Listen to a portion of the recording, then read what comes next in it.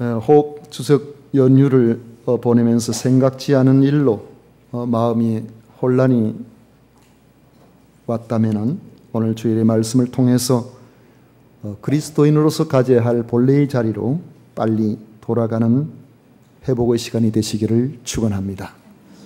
성공적인 그리스도인의 삶이란 세상 기준과는 근본적으로 다릅니다. 세상 기준에서 볼 때 성공이란 다복한 가정을 이루고 경제적으로 여유가 있고 신분이나 사회적 지위가 상승하고 사람들이 알아주는 명예가 높아지는 데 있다고 한다면 그리스도인의 성공이란 하나님의 백성으로서의 정체성을 확실히 하고 그 안에서 하나님이 기뻐하시는 가치를 추구하며 살아가는 그런 삶이라고 정의할 수 있을 것입니다.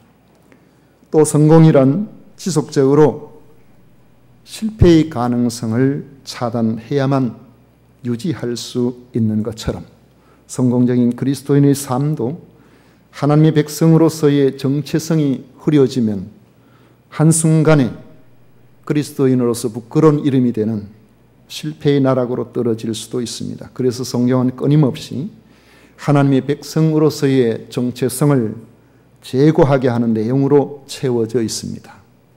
하나님께서는 우리가 한 번의 성공이 아닌 그 삶을 계속해서 지속하는 삶을 살기를 원하시기 때문입니다.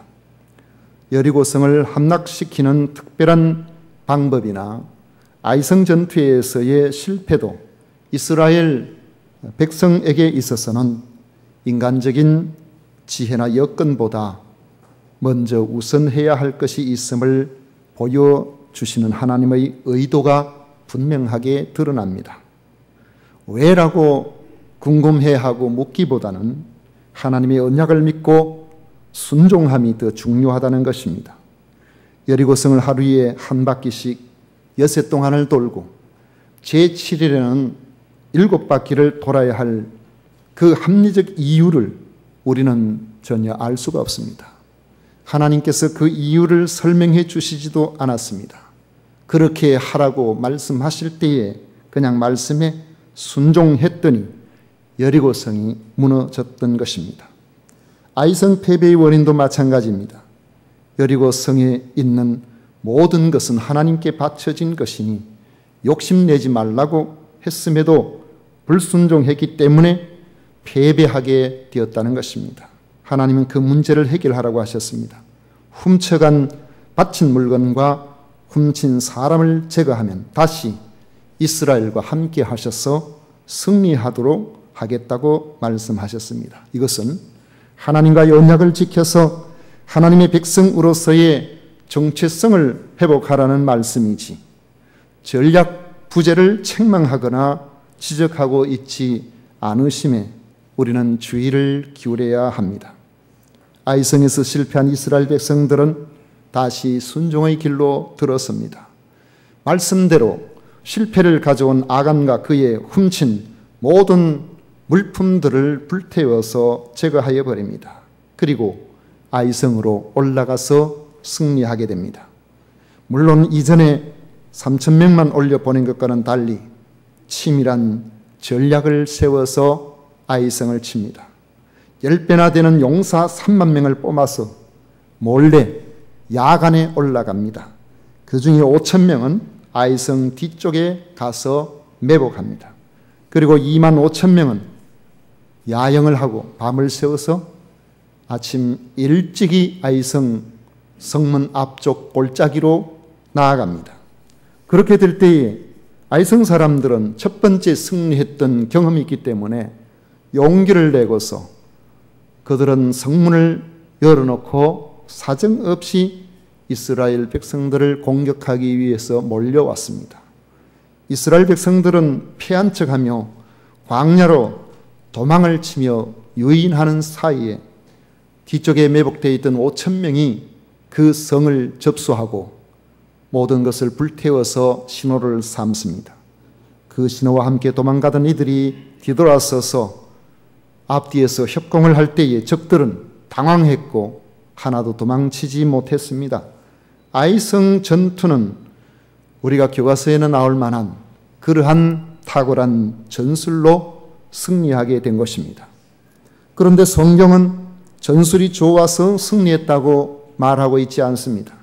승리는 그들이 정체성을 회복할 때, 하나님의 백성으로서 하나님의 백성다워질 때에 회복될 것을 예견하고 있었던 것입니다. 여호수아 8장 1절 2절에 보면은 여호와께서 여호수아에게 이르시되 두려워하지 말라, 놀라지 말라, 군사를 다 거느리고 일어나 아이로 올라가라. 보라, 내가 아이 왕과 그의 백성과 그의 성읍과 그의 땅을 다 내 손에 넘겨주었으니 너는 여리고와 그 왕에게 행한 것 같이 아이와 그 왕에게 행하되 오직 거기서 탈취할 물건과 가축은 스스로 가지라.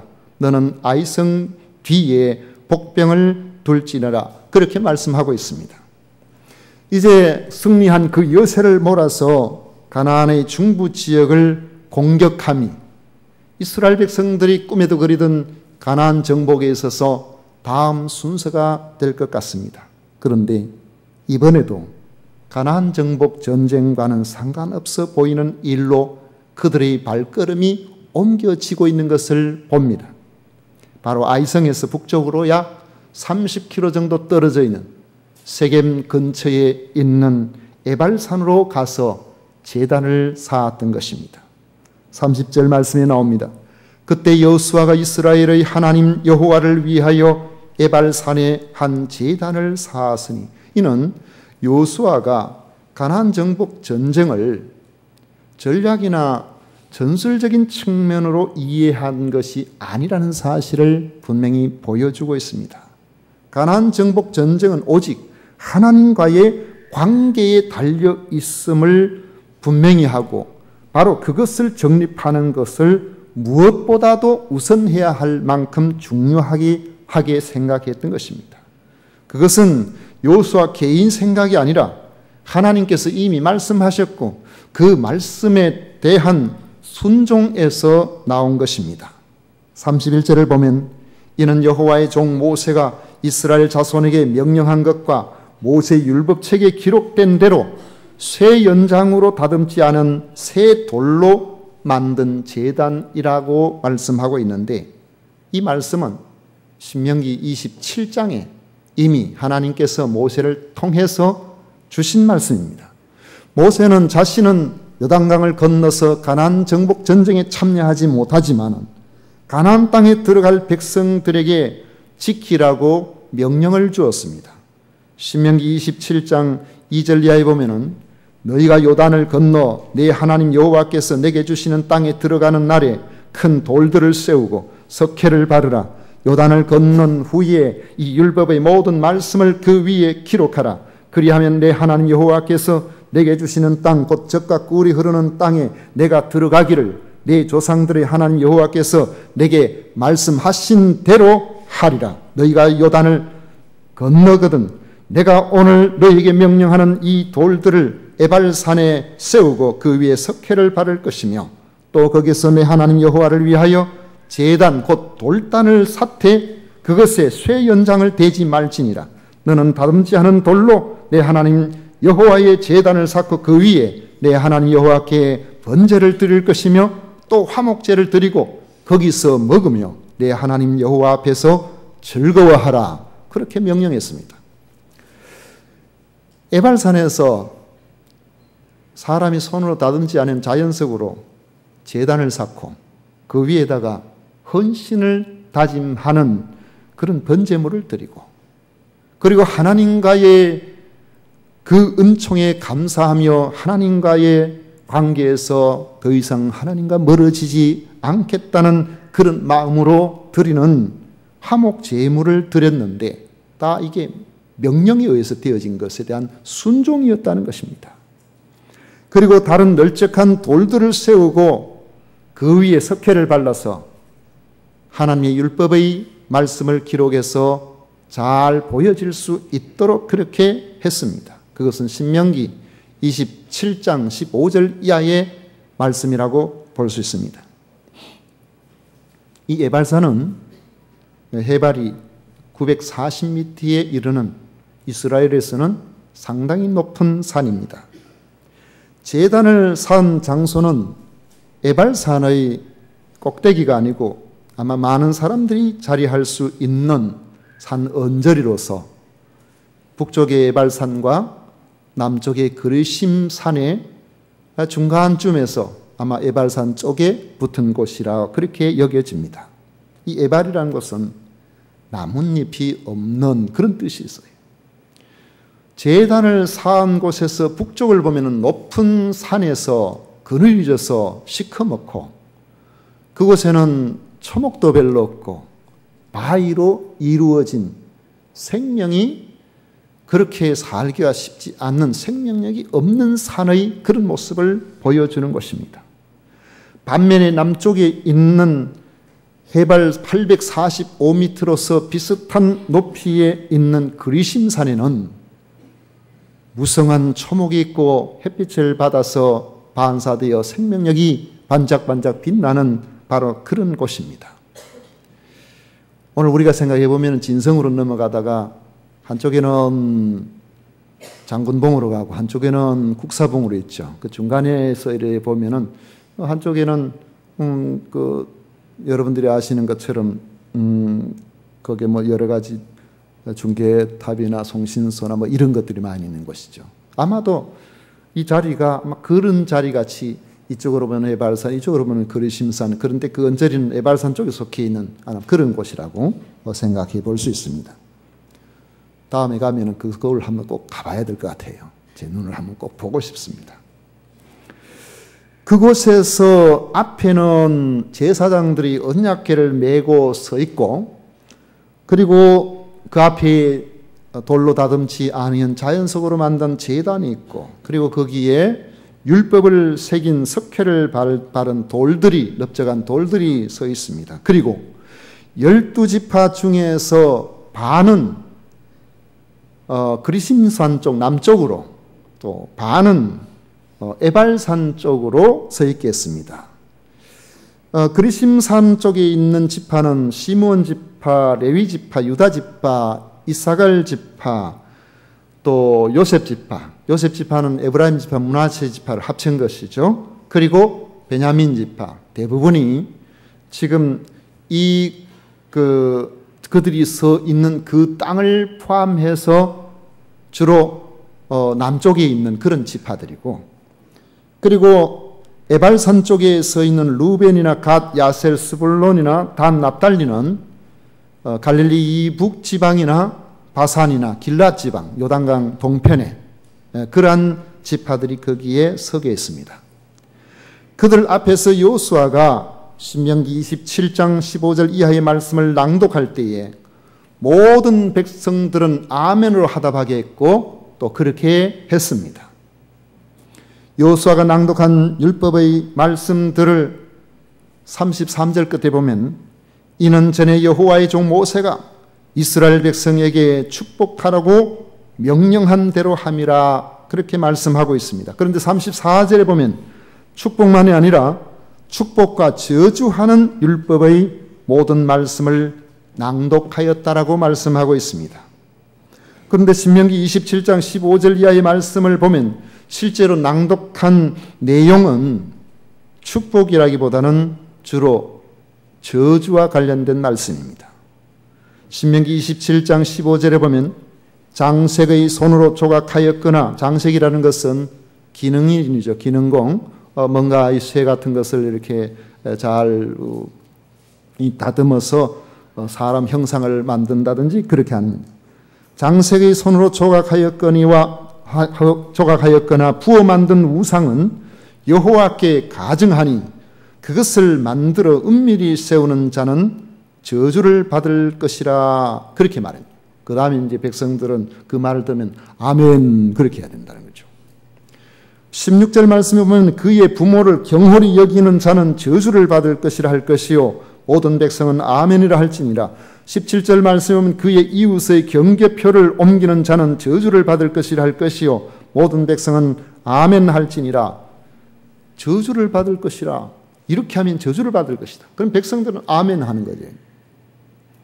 신명기 28장에 보면 우리는 축복장으로 알려져 있는데 1절부터 68절까지 있습니다. 그런데 그 축복의 내용은 들어가도 복을 받고 나가도 복을 받는 거예요.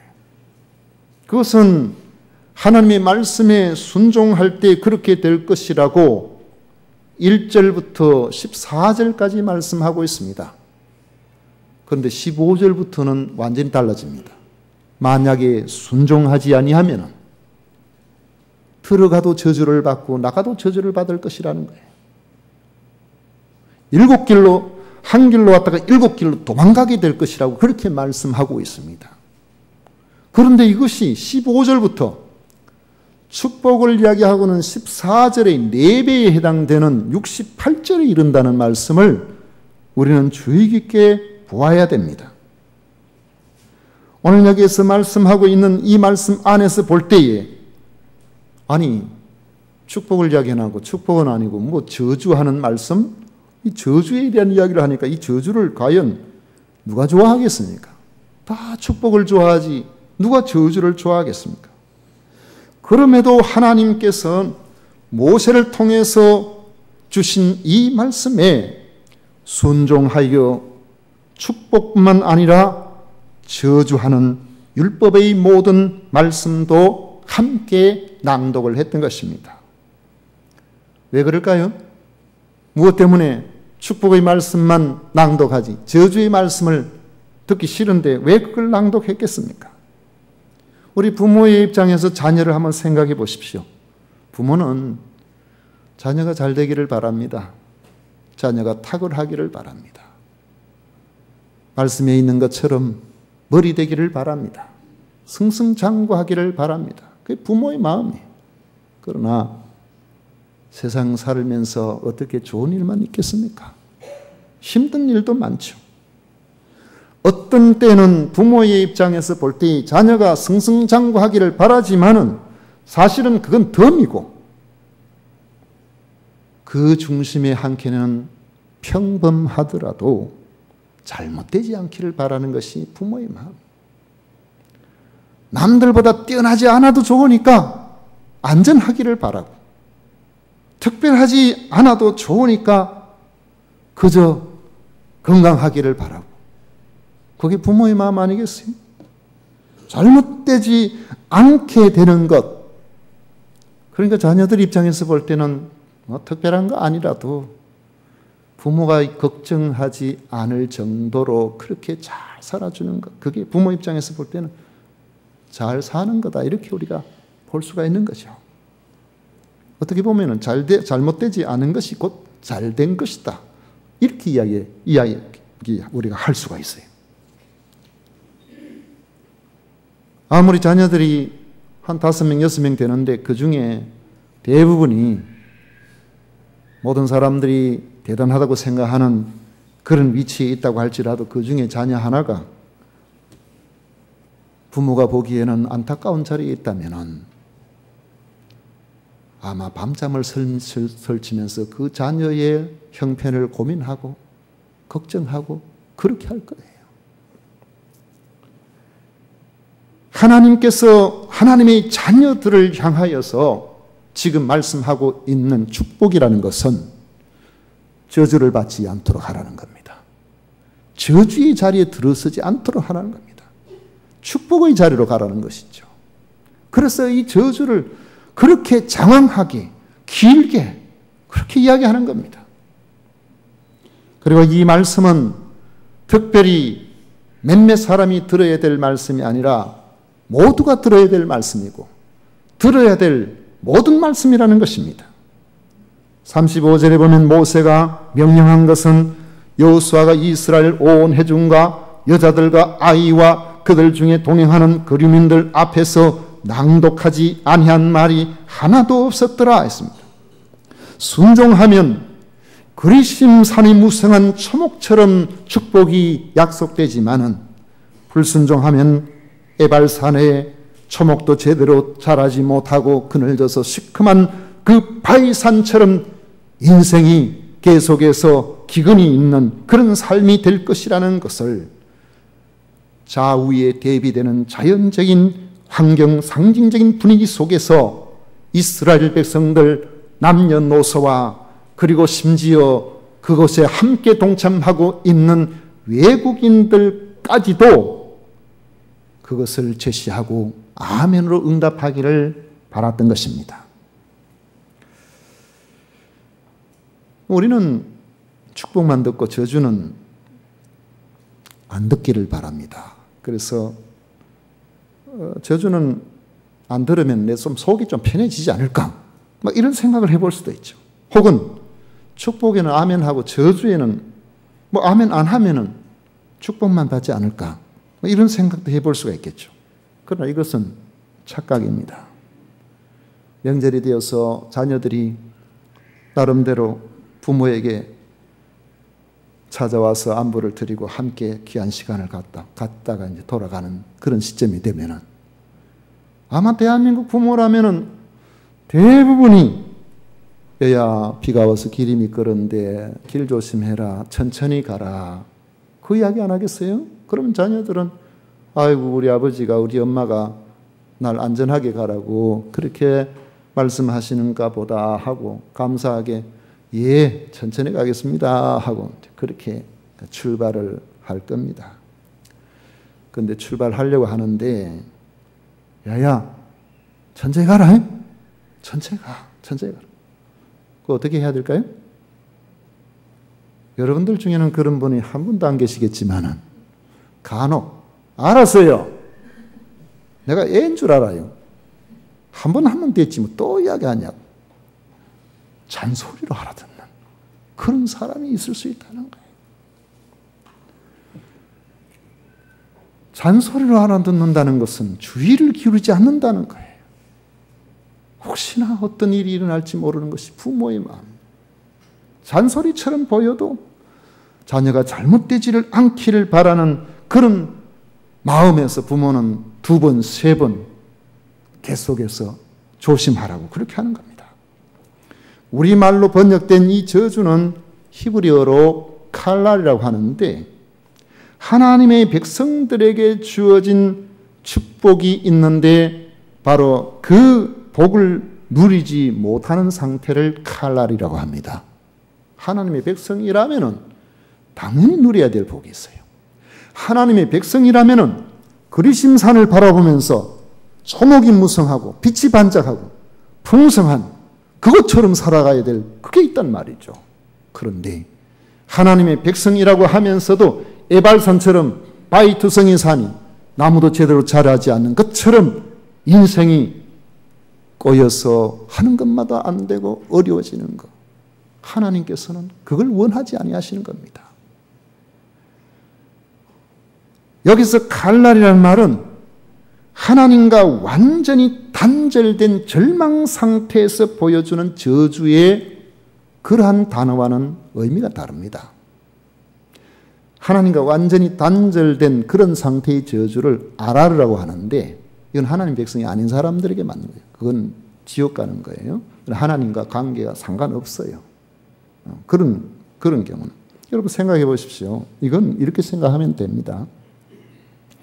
제가 어릴 때 그 뭐 잘 모르겠는데 어느 작물인지 모르겠지만 제가 이제 시골에서 자랐으니까 아마 깨농사를 지을 때였던 것 같은데 깨농사를 짓게 되면 깨를 이제 골을 잘 해가지고 깨라는 거는 아주 조금 뭐랄까요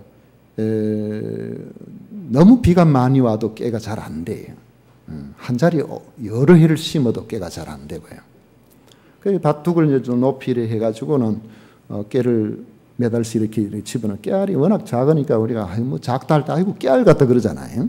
작으니까 한 자리에 2개, 3개 요리 올리면 되는데 어떤 거 뭐 5개, 6개, 뭐 10개 막 올라오는 거예요. 그 올라오면은 이제 그걸 중간에 자꾸 이렇게 섞어주죠. 섞어줘가지고 2-3개만 남도록 그렇게 이제 섞어주는데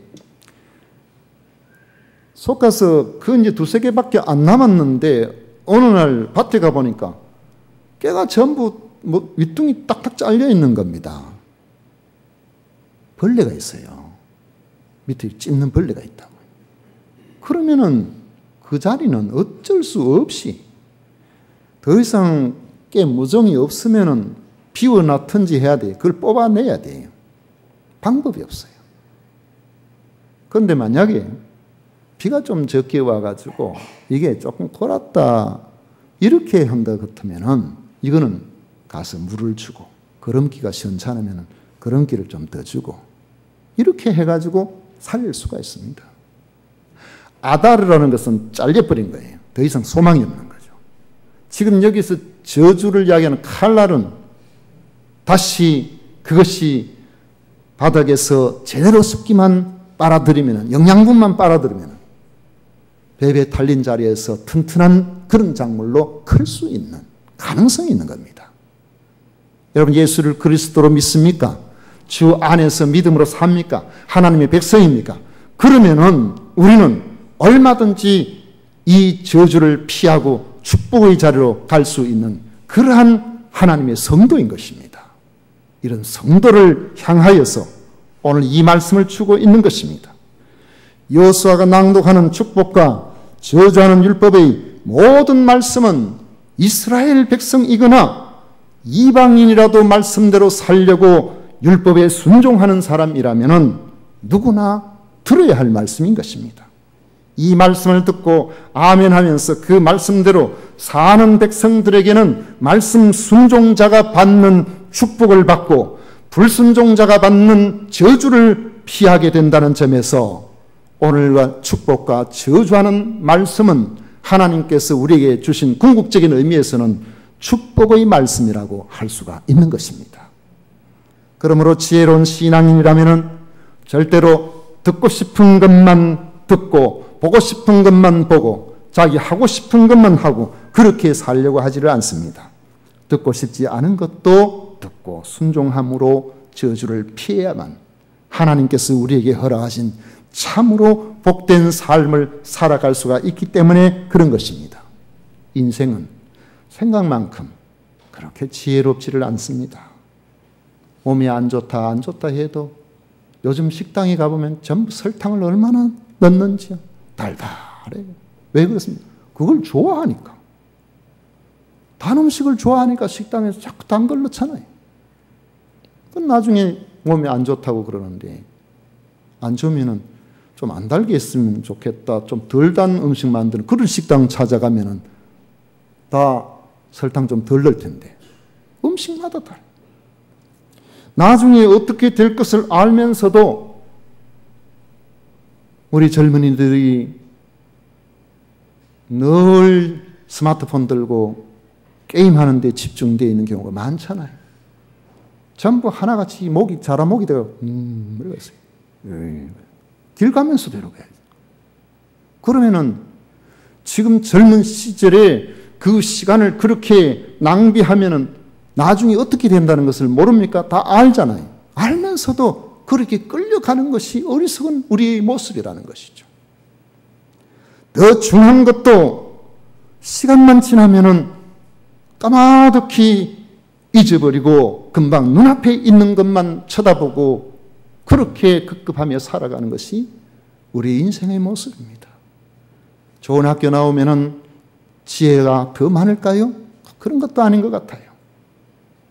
예전에 뭐 최고의 학교라 그런 데 나왔다는 사람 방송에 나와서 하는 거 보니까 아이고 세상에 저렇게 어리석은 사람이 어디 있나. 저렇게 하다가는 반드시 문제가 생기는데 그런 사람들이 많이 있어요.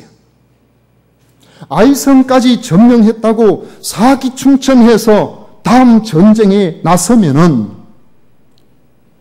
지금까지 어떻게 이겼는지 금방 잊어버릴 수 있습니다. 야, 그때 우리가 전략을 잘 짰구나. 그렇지, 매복을 했지.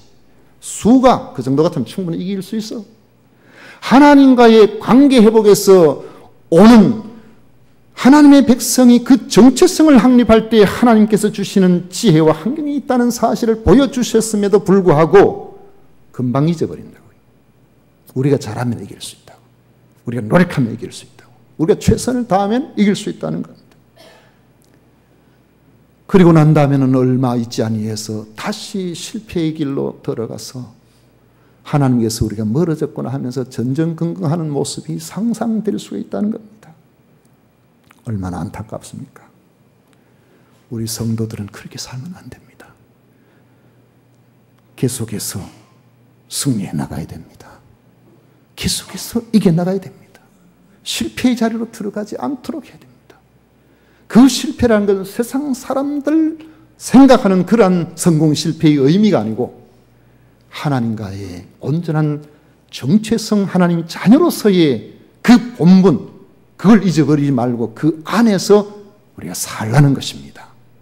그렇게 하나님께서 우리에게 사는 삶을 기뻐하실 때에 우리는 주어진 환경에 너무 급급하게 하지 아니하여도 우리가 가야 될 길을 하나님께서 각인해 주십니다. 에발산으로 가서 제단을 쌓고 축복과 저주의 말씀을 듣게 하신 것은 이제부터 너희들은 실패의 반복을 그치라는 그런 하나님의 자비로우신 뜻입니다. 그리스도인이 하나님의 백성으로서의 정체성을 가지고 하나님을 섬기는 일과 나의 유익이나 바람에서 우선순위를 하나님께서 요구하실 때마다 그 말씀에 순종하여 나의 유익보다 하나님의 뜻에 우선해서 나아가게 된다면 우리의 인생은 늦어 보여도 결코 늦은 것이 아닌 줄로 믿으시기를 바랍니다. 왜냐하면 거기에 하나님의 지혜가 있습니다. 거기에 하나님의 명철이 동원됩니다. 그리고 하나님이 함께 하시는 환경의 변화가 찾아오게 됩니다. 그러면 우리는 천천히 가는 것처럼 보여도 하나님께서 기뻐하시는 그 자리에 가도록 되어 있습니다. 그 약속이에요. 말씀을 맺습니다. 내게 없는 결핍에 마음을 졸이기보다 과연 나는 하나님의 자녀답게 살아가고 있는가를 먼저 생각하시기를 바랍니다.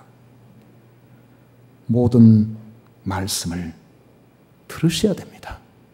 듣기 좋은 것만 듣지 말고 하나님께서 말씀하시는 그 말씀에 순종하게 되면 저주는 피해가게 될 겁니다. 축복은 찾아오게 될 겁니다. 순종의 길로 자기 정체성을 확립하면 좋으신 우리 하나님은 그 누구도 막을 수 없는 여러분의 앞길의 평탄과 형통으로 화답해 주실 것입니다. 이런 은혜가 함께 하시기를 축원합니다. 기도하겠습니다.